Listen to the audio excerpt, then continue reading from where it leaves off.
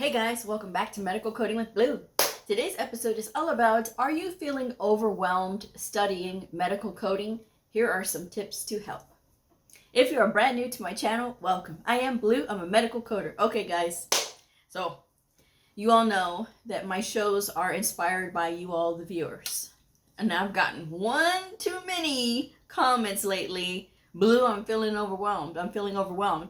There's so much to study in medical billing and coding. I just don't know where to start. I'm trying to do my assignments. I'm not going fast enough. I just don't know what I'm doing. So here we go. All right, first things first that you got to know. Rome was not built in one day. You will not learn medical billing and coding in one day. It doesn't matter if you have a poorly put together program. You can always get from that program what you can, be it books or be it some type of instruction if they have any. But you can supplement your learning with the independent study video that I have on my channel. Okay, I'm gonna read from it today too as we're going through this. So that way you guys can start getting yourselves in a structured pattern so that way you can better learn medical billing and coding. The problem that people feel when they are feeling overwhelmed is that they're trying to do too many things at one time. They're trying to dig too deep into a particular subject, be it medical terminology, anatomy, or pathophysiology, or even HIPAA and OIG and all of those things. They're trying to go too deep. For learning medical billing and coding, you need to get the broad strokes, okay? The detail will come later, but you have to learn the broad strokes first, okay? About medical terminology. And what is this about medical terminology? Learning your prefixes, your suffixes, and your root words. That is the most efficient and best way to learn medical terminology, because when you do that, you're able to piece words together, and that way you can learn more words, and you're not trying to concentrate on whole words. All right. Now, there are plenty of medical terminology books out there, workbooks, that I recommend that you get. You can get any one of them, all right? Medical terminology has not changed. The same thing with anatomy. Anatomy has not changed. They're not discovering any new body parts, okay? The thing that might change with medical terminology is some of the equipment names, and that's about it, right? But for the most part, your prefixes, your suffixes, and your root words stay the same. So if you are just starting out, find yourself a medical terminology workbook. It can be any one. I do have one listed here, okay? You can go on Amazon and check out any of those. Anatomy, it's the same thing. You just need to find a simple, straightforward workbook. Again, the recommendations I have are in the description box, and it's all you have to do is work through it. Now, how do we start working through these things? How do we keep from being overwhelmed? Well, Blue, I'm trying to learn the coding, but I don't understand medical terminology and anatomy. Then that's where you got to start, friends. You have to start with the medical terminology and the anatomy. And a lot of you try to skip over that part, be it because you don't like it or because your teacher told you that, oh yeah, you'll learn that on the job. Don't worry about that. Just learn the coding. You can't learn the coding effectively if you don't know the language. You got to study the language first. This is why I say, get through medical terminology, get through anatomy, so that way you have a base foundation understanding, so that the rest of it's not going to be so overwhelming. But start with a schedule. You have to get on a schedule, because if you're not, then you're disorganized and you're all over the place. If you say, well, Blue, I work a 40-hour job, I've got a family, I've got kids, you can make time. People will make time for things that are important to them, okay? If this is important to you, you need to think about why. And in those times where you feel like, oh no, I don't have time, but you have time for TikTok, but you have time for Instagram, but you have time for Snapchat or all these other stuff that you're doing, you have time for that, but you don't have time 30 minutes to listen to medical terminology channels on YouTube, or listen to anatomy channels on YouTube. You don't have time for that. You don't have time to work through the workbook so that you can get faster for 30 minutes minimum, or at least 1 hour. You don't have time for that, but you got time to sit there and scroll, right? right? On TikTok and all this other stuff that you're doing, or watching Netflix or Hulu or whatever it is that you do. You got time for that, right? And I'm not saying that you have to completely stop all of that, but I'm saying let's stop the excuses, okay? You're feeling overwhelmed, okay? Then let's clean up what we've got going here in our schedule. Let's fit in 20 hours per week to study. Let's carve out that time. 30 minutes in the morning, it doesn't matter when, 30 minutes in the morning, 30 minutes in the afternoon, 30 minutes on your drive home, listening to something. Then you have 1 hour, and then you have another hour to work. That's 3.5 hours in one day that you did. And if you can manage to pull that off and make that a routine part of your week, that's 17.5 hours by the time it's all said and done from Monday through Friday. 17.5 hours that you spent learning, working through the workbooks and getting through them, okay? And even if you don't understand a certain part of that workbook, it's okay not to get spun up about it. You put a pin in it and then you come back to it, because that's not going to be the first time that you go through that medical terminology book. I recommend that while you're studying medical billing and coding, that you go through your medical terminology workbook twice in its entirety. So that way, if you can go through the first time and you know you're not going to pick everything up and you know it's a lot, but when you go back through a second time, guess what's going to happen? The stuff is going to be familiar to you because you've already ran through it. But guess what else is going to happen? It's going to make you better and more efficient with those terms because you've been through this book twice. And that's just for medical terminology. But you get those 17.5 hours, and then you just have 2.5 hours on a Saturday or Sunday to do, and that's it. Then you have the rest of the time to be with your family, to be with your pets, TikTok, or whatever it is that you want to be with, right? That's a small investment of time to help you to become better in life with a new career, okay? And making you learn and understand things better. Instead of feeling like looking at all your books and being so overwhelmed that you don't even start. I'm telling you how to start. You start off by making a schedule, 20 hours per week, 30 minutes, 30 minutes, 30 minutes, 1 hour, 1 hour. You manage to do that during the Monday through Friday, and then you do your 2.5 hours. And then you start with one subject, medical terminology first. Work through a workbook. It doesn't matter which one, just work through something, okay? Then you go on to anatomy and you work through a workbook, any one, okay? So that's just something, again, you just need the broad strokes, okay? But that's where I recommend that you start on the independent study list that I have here, the syllabus. Medical terminology for 4 weeks, anatomy and physiology for 8 weeks. Now, anatomy and physiology can also be combined with pathophysiology. I just didn't have room for it here on this, okay? So then we get to step 3, which is healthcare reimbursement, HIPAA and OIG. Now, there's a lot of exploring that you can do on the CMS website, okay? There's a lot of FAQs on that website. Please don't ask me when it's right here. When it's right here in the description box of this video. I have it literally in the description box. So please do not ask me because I won't respond, guys. I won't respond when I know that you can go to cms.gov and be able to look on that website and explore. Is it a lot? Yes. But so is medical coding. So is medical billing. These are all things that are a lot. So you need to get used to it, guys. It's not about, oh, well, to make it easy or even to make the language of the coding guidelines easier. It's not about that, guys. No one is going to bring stuff down so that it's so simple until you get into it. Then it'll become easier for you to understand. But looking on the outside in, if you're just constantly looking at it and judging it as something that's difficult, it's going to stay difficult until you get into it. Okay? So I'm just letting y'all know.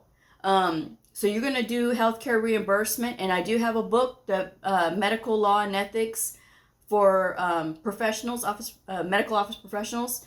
The link is down here in the description box. And you're going to work on that for another 8 weeks. So 2 months, you're going to be able to immerse yourself in that. Meanwhile, you're still taking the time to do other things too, like look through your books. Before you get into coding and learning about coding, I challenge y'all, because I know people like challenges, I challenge y'all to look through your ICD-10-CM book, your CPT book, and your HCPCS book. And if you are taking a certification exam that involves ICD-10-PCS, your ICD-10-PCS book. Take the time to look and flip every single page of each one of those. They do not have to be tabbed. Tabbing is a waste of time.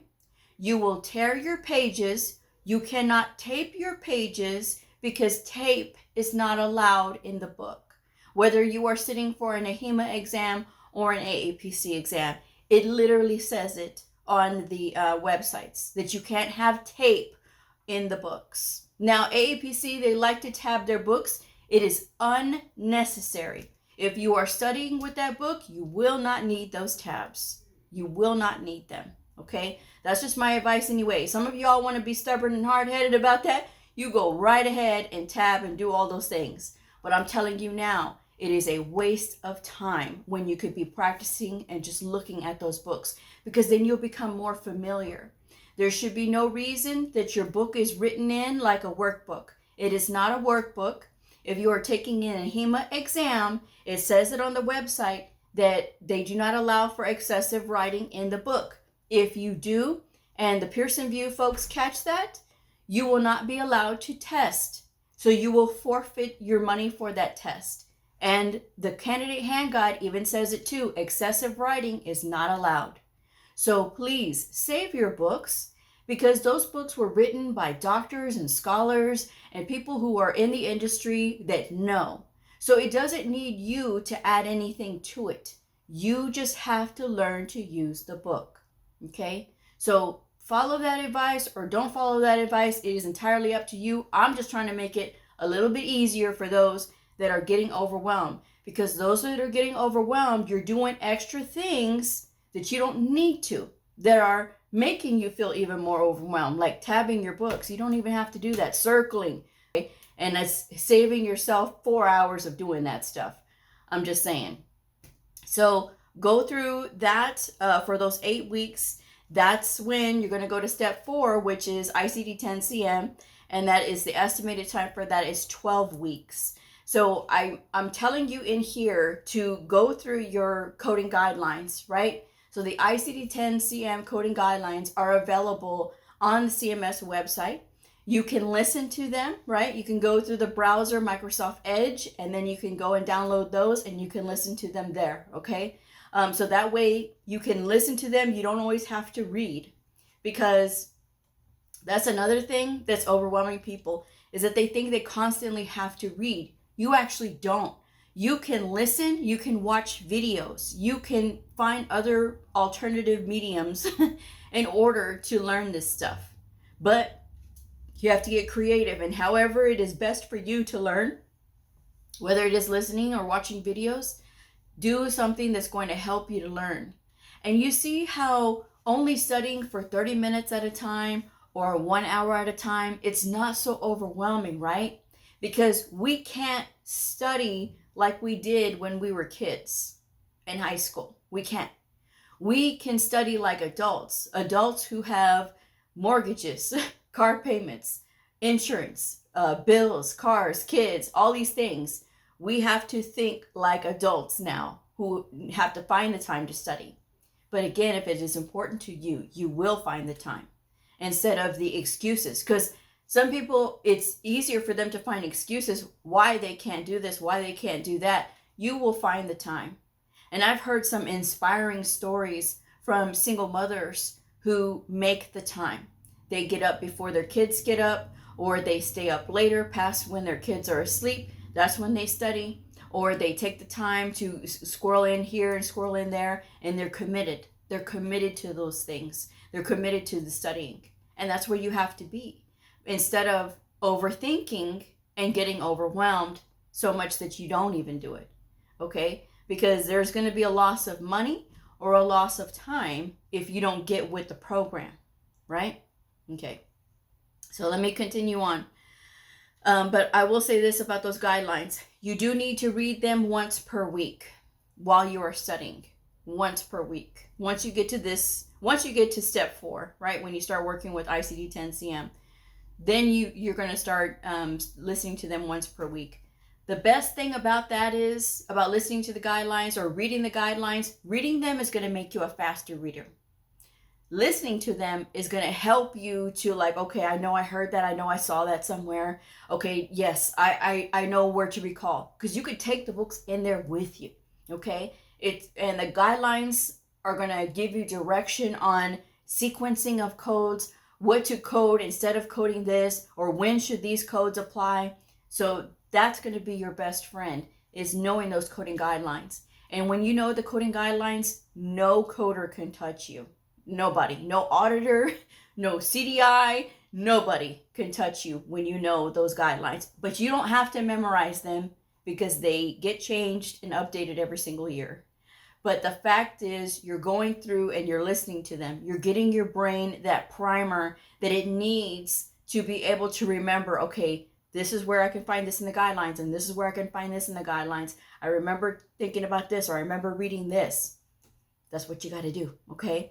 So do that while you are working through a workbook for ICD-10-CM. Now, Nellie Leon Chizen is the one that wrote ICD-10-CM and ICD-10-PCS Coding Handbook with the answers, the one that I recommend. The link is in the description box below.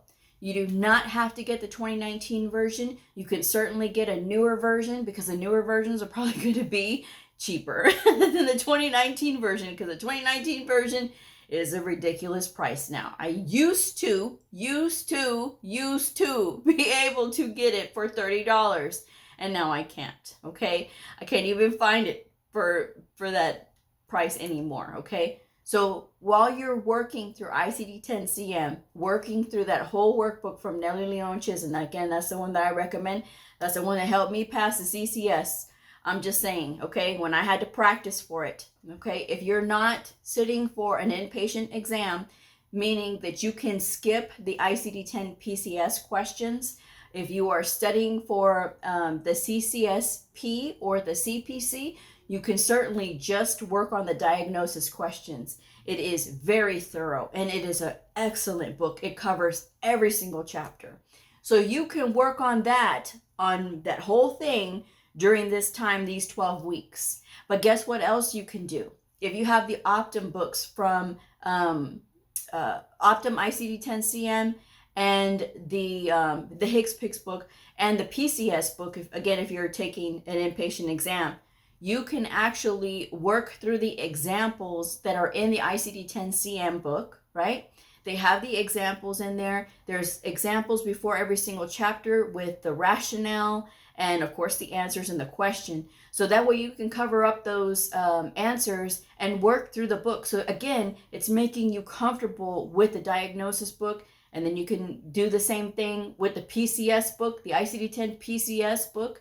In the back, it has a list of hundreds of procedure codes in PCS to look up.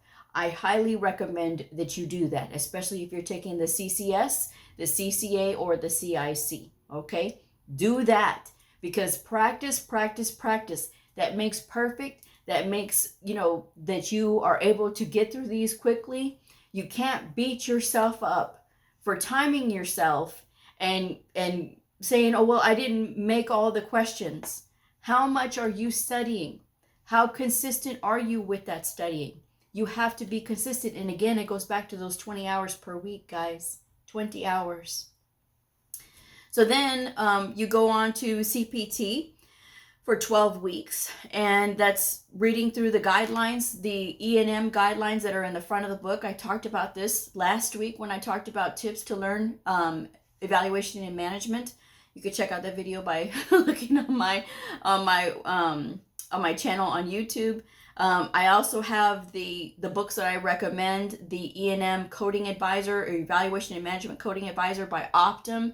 It is a fantastic price right now. It is $26. for the 2023 edition, right? $25.99 and free shipping. So I'm just saying, it's a fantastic deal, and you shouldn't sleep on that deal. That is a really good deal. And I also give you other websites to learn, EM University, Just Coding, and all of those there. Okay, so you can work through all of those and work through those so that you can get lots of practice using that. And then, of course, there's ICD-10 PCS that can be run concurrently if you're working with ICD-10 CM. You can do both of those at the same time. But, and then the rest of it is just the certification exam prep at the end, okay? If you work through this, you can get through my independent study video or the syllabus in 9 months, 12 months, or 18 months, depending on how you pace yourself. But I will say this also, right? It is a long road if you are unorganized. You have to get organized. This list specifically gives you the roadmap of what to start with and how to go. And I've given y'all the hours and things like that. I've broken down the study schedules on how you can get to those 20 hours per week. When you marry these things together and you just follow it, it takes off that cognitive burden that you have trying to decide what to do first, trying to decide which way to go. This list literally tells you from start to finish where to go. People have followed this list who are not coders, who have no background in coding at all, and they've been able to pass their exams because they listened, because they were able to follow it. Now, individually, it is up to you. Of course, it's not going to happen for everybody because everybody has different things that are involved in their life, right? And whether they stick to the plan or not, or whether they stick to the study schedules, it is up to the individual. But if you are committed and you are spending the time studying, you will have a higher chance of success, okay, than you would be if you're just sitting there just staring at those books and getting overwhelmed. Life goes by like that. And by the time you know it, you're going to be all these years later thinking, I should have done something more for myself. I should have done this. I should have done that. I should have just went back to school. You can do whatever it is that you want to do. You shouldn't let anybody stop you. You can go from, I used to be undisciplined, to now I have this discipline. Because discipline is a lot of hard work. It is sacrifice. It is commitment. And that's what a lot of people are not doing these days. They are not being disciplined. They are not being committed because there's going to be something else flashy, okay? And everybody seems to want that instant gratification. This is not instant gratification. This is a slow burn on that gratification. But I'll tell you what, when the time comes for you to get where you want to go, whether it's finding your first job, whether it is getting your first raise, whether it is getting your first promotion in medical coding, whether it is that you decide to go on to become an instructor or, any of these other things, all the doors that start opening up for you, that's when you're going to see it. But again, that takes time and it's not going to happen right away. But you can't get impatient with yourself. You have to learn to ask questions. As far as if you know that something does not make sense to you, find a mentor or find a tutor. A mentor will help you for free. A tutor you have to pay for. There's a ton of tutors on LinkedIn. I am a tutor myself. My rate and contact is in the description box below. There's a ton of mentors that you can find on LinkedIn as well. All you have to do is just make a post saying that you're looking for a mentor, somebody to answer your questions, okay?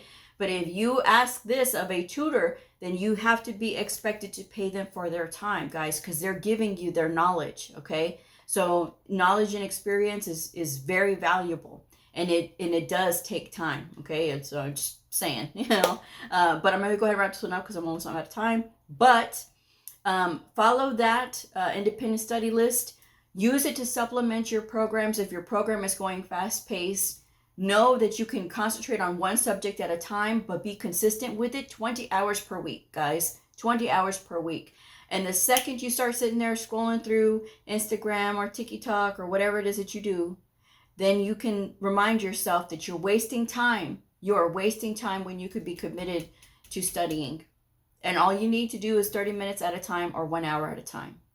But follow that, and that way you won't feel overwhelmed, because the decision is the outline's already done for you. You don't have to decide that. It's already done. Just follow it and quit questioning it, okay? Just do it, and that way you can get where you want to go. And that's just my advice anyway. So I'm going to wrap this one up. Thank you guys so much for joining me. If this video helped you, please like, subscribe, and share, and I'll see y'all next time. Bye.